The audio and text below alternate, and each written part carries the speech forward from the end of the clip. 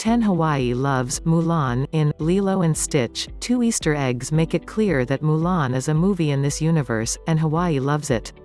In one scene, Lilo and Stitch enter the room of Lilo's sister Nani. On Nani's wall is a poster of Mulan. Not a fake, alternate universe poster, but the actual Earth you're on right now theatrical release poster.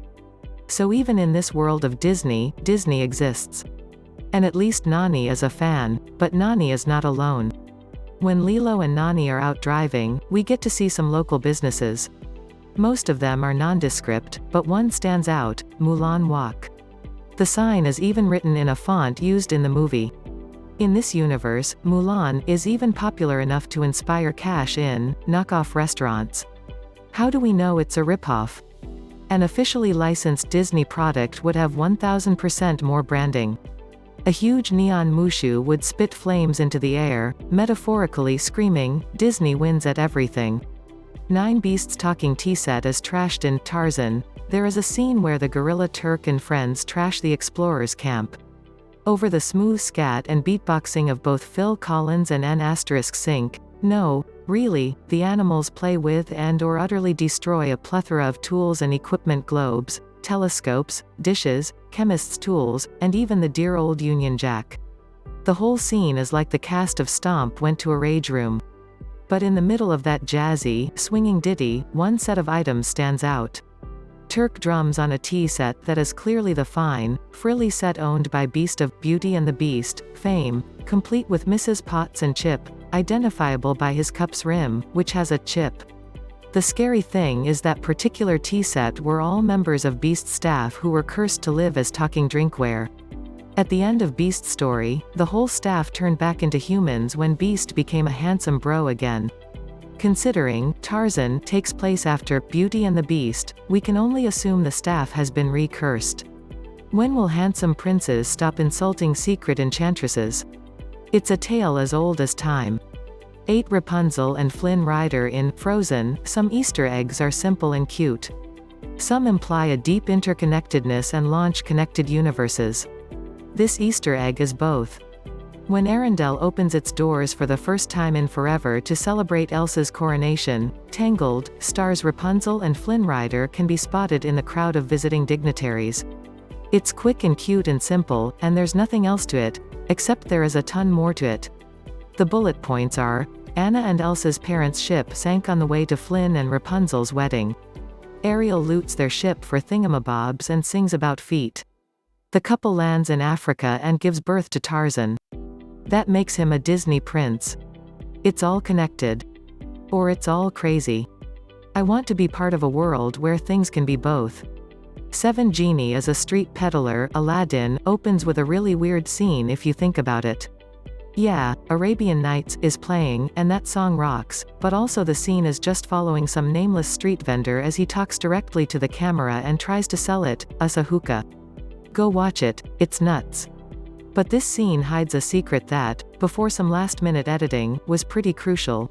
See, the peddler only has 4 fingers per hand like Genie, wears blue with a red belt a la Genie, and is voiced by Robin Williams like Genie. I bet you can finish this on your own. In the original script, the peddler was Genie in disguise, and he uses the peddler's guise to tell us the story of Aladdin. In a scene which was cut before the final version, the peddler reappears at the end of the movie, reveals himself to be Genie, and we can only assume improvs for 20 minutes about Madonna and Jack Nicholson. 6 Mickey is a Powerline fan. A Goofy movie is great, and you know it.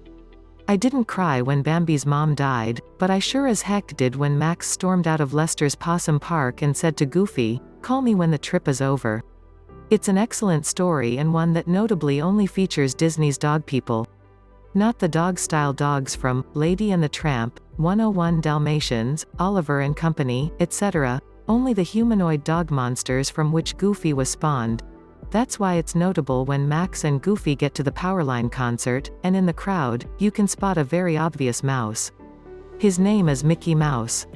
Even in the post-human dog monster hellscape in which A Goofy Movie is set, Mickey has enough name recognition to get into a sold-out concert. We have to assume the mice have their own territory, and thanks to DuckTales, we know the ducks do, too. But Mickey is so famous he can cross the borders established by the Dog-Duck-Mouse Accords of 3027 and go where he pleases. 5 Inches A Bug's Life is both real and a story? Toy Story is especially egg-laden, but a couple, A Bug's Life, mentions stand out because of the existential nightmare they imply. In Toy Story 2, Mrs. Potato Head reads a children's book to some baby toys. That book is A Bug's Life. It shows a frame and actual dialogue from the movie. So in the Toy Story universe, A Bug's Life is a story. Presumably a movie like the one in our world, which was made into a children's book. Except in that same movie, Heimlich and Flick hang out on a branch, talking, existing as real people in the real Toy Story world. Buzz passes by them, proving their real, tangible existence. Weirder, on the branch, they discuss filming A Bug's Life too, meaning they are certainly actors who filmed A Bug's Life. So in the Toy Story universe, not only are toys secretly alive, but bugs have their own movie industry, that humans and toys also enjoy watching? Or do regular human film crews use tiny cameras to film bug actors? Do people not squash bugs anymore because now they know that all bugs are sentient, feeling beings? Or worse, do humans still kill bugs even though they know the bugs have the capacity to talk and make hit films? Do toys know about bug sentience? Do bugs know about toy sentience? Wait. Was that whole incident with the grasshoppers not real? For Scar is a nice, warm jacket man, Scar had it tough. Okay, he killed Mufasa and ate the Pride Lands dry, but, wait, no, that's pretty bad. Still, everything before and after that is pretty rough. He grew up unloved, second best, shunned, and had his eyeball cut. Then after that whole murder business, he was beaten, dethroned, burned, and eaten alive to hyenas. And it doesn't stop there. After Scar's death, some industrious human managed to find him, skin him, turn him into a cloak, transport him up to Greece, and gift him to the country's greatest hero. That's right, Hercules ends up in possession of Scar's skin. He wears it while posing for a triumphant and heroic portrait, in what has to be a major insult to Scar's ghost. Incorporeal and floating above that scene, Scar had to have asked the world, how much more must I pay? 3 Hans. The immortal jerk. If you've seen Frozen, you know that Hans is a jerk. Everything about him is jerky, and even I, the guy who just empathized with Mufasa's murderer, can't find a single thing to like about this human popped collar. You won't be happy, then, to find out that he survives the Frozen franchise. In fact, he's immortal and unstoppable. At the end of Frozen, Hans's dastardly plans are foiled and he's taken away to prison. In Frozen Fever, we see him living out his punishment, spending his days shoveling horse manure. But that's not the true end for this human entourage episode. In Big Hero 6, a wanted photo for Hans can be seen in the San Francisco Police Department. In addition, Baymax at one point flies past a statue of Hans, which the robot's database identifies as Prince Hans. This human cell phone holster is still alive, still a prince, and still eluding legal justice. Sorry, Anna. Hopefully, he finally dies in the human dog-duck-mouse war of 3026. 2 Mickey & Co. Are gods I know. I already mentioned that Mickey Mouse knows no borders. But those are just political boundaries. He also exists beyond the constraints of time, space, and death. Yeah, you heard me.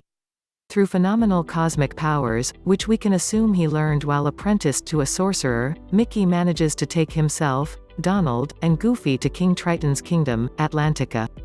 A neat trick, considering The Little Mermaid takes place a century or two before Mickey was born, and Atlantica is entirely underwater.